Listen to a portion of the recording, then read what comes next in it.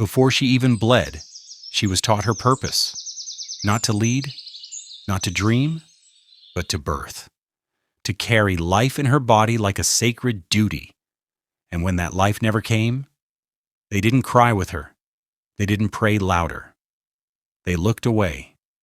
In the Amish world, silence is holy, but for her it became a sentence. This is what happens when you're an Amish woman who can't have children. From the moment an Amish girl takes her first step, her path is set. She will marry young.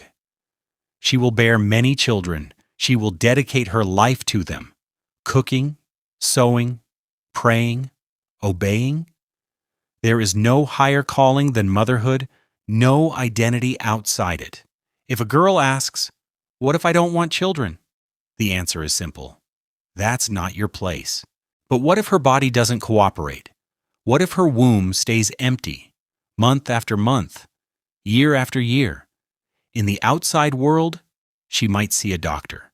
She might try IVF, or speak to a therapist, or join a support group of women walking the same road. But in the Amish community, there are no fertility clinics, no ultrasounds, no hormone tests, no names for what's happening inside her. There is only waiting. There is only hoping. There is only the prayer that next time she'll feel sick in the morning, that her belly will swell, that the cradle won't stay empty. But when that hope withers, month after month, there is no diagnosis, only a quiet, unbearable shame. Infertility here isn't treated, it isn't discussed, it's endured, alone, silently. Every smile from another pregnant woman feels like a slap. Every cry of a newborn in church is both a miracle and a dagger. And so she begins to question, not her body, but her soul. Did I sin? Is God angry with me? Am I broken in his eyes? They won't say it out loud, not in front of her, but behind closed doors, over steaming cups of coffee and quiet gasps. Some believe she's cursed. A barren woman, they say, must have done something wrong. Maybe it's her punishment. Maybe it's her cross to bear. And while they whisper, she sits in silence, bearing the weight of their superstition and her own shattered dreams. A life without purpose?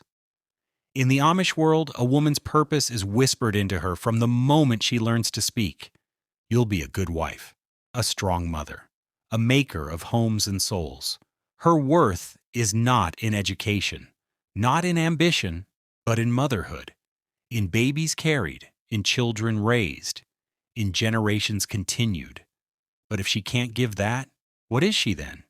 She wakes each day with chores, but no children pulling at her skirt, no tiny voices calling her mom.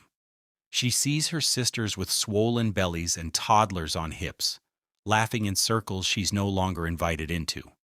They don't mean to exclude her, but she doesn't fit anymore. Their talk is of sleepless nights and teething and baptism plans. Her silence becomes louder than their words. She starts attending fewer gatherings. She walks slower past the fabric store. She avoids the baby section, the mothers, the small shoes. Her husband, once full of tender hope, now grows quiet too. Not angry, but distant, each passing year placing another unspoken wall between them. And while no one says it outright, she feels it, in glances, in the pause before her name is spoken in prayer, in the way they speak of God's blessings, as if she's been forgotten. In a world built around family, what happens when you can't build one? When you're the wife with no children, are you still a woman? Or just a shadow of what you were meant to be? Her pain isn't loud. It doesn't scream or shatter glass. It just exists, like fog, like dust, like a dream deferred until it disappears. The quiet rejection.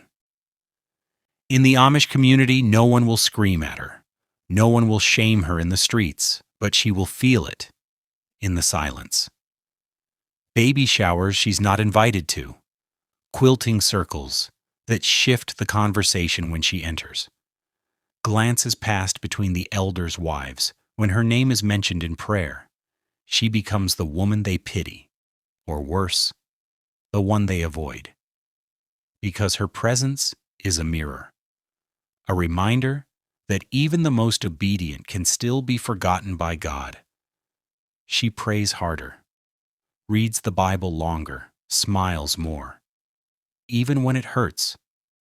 But no blessing comes, no swelling belly, just more silence. Her husband begins to spend longer hours in the barn. He loves her. But even love bends under the weight of unfulfilled hopes. The bishop quietly suggests adoption, a solution whispered, like a mercy, but never fully embraced. Because in this world, if the child isn't born from your womb, the community might never see them as yours. And so she waits, in a house she keeps spotless, in dresses she sews with care, in silence that stretches like winter across her soul. She's still a wife, still Amish, still faithful. But something inside her has started to vanish. Because when your worth is tied to your womb, what happens when your womb stays empty? What does she do now? She could leave. But leaving the Amish isn't like moving towns. It's exile. It's being cut off from everything she's ever known. Her family, her husband, her church, even God, as she was taught to understand him. And for what? A world she's never been prepared for? A world that speaks a different language, both literally and spiritually? Or she could stay, and become a ghost inside her own home. A woman who bakes the bread and sews the clothes, but whose heart beats just a little quieter with each passing season. Adoption?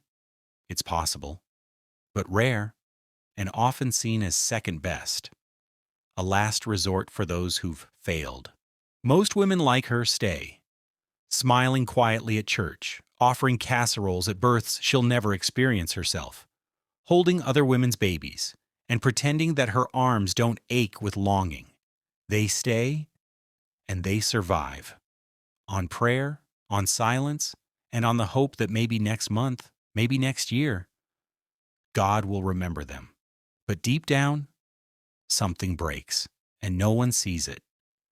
Because she was taught to hide the cracks, the quietest grief in a world where a woman's purpose is to bear life. What happens to the one whose womb stays silent? She doesn't get a funeral for her loss, no ceremony, no shared sorrow. Because no one speaks of what she's lost, not even her. But every month, every whispered prayer unanswered feels like a death no one mourns but her. And the worst part? She still shows up. She still smiles. Because in the Amish world, strength isn't about surviving. It's about never showing you were broken in the first place. So if you ever see her holding someone else's baby, smiling with tired eyes, just know you're looking at the quietest kind of grief. If this story moved you, even just a little, then you understand why these stories need to be told. So many live in silence, in shame, in systems that crush the soul in the name of tradition. If you believe these voices matter, if you want to hear the truths no one else dares to say, then please subscribe. Because here we don't turn away from uncomfortable truths. We hold them up to the light, one story at a time.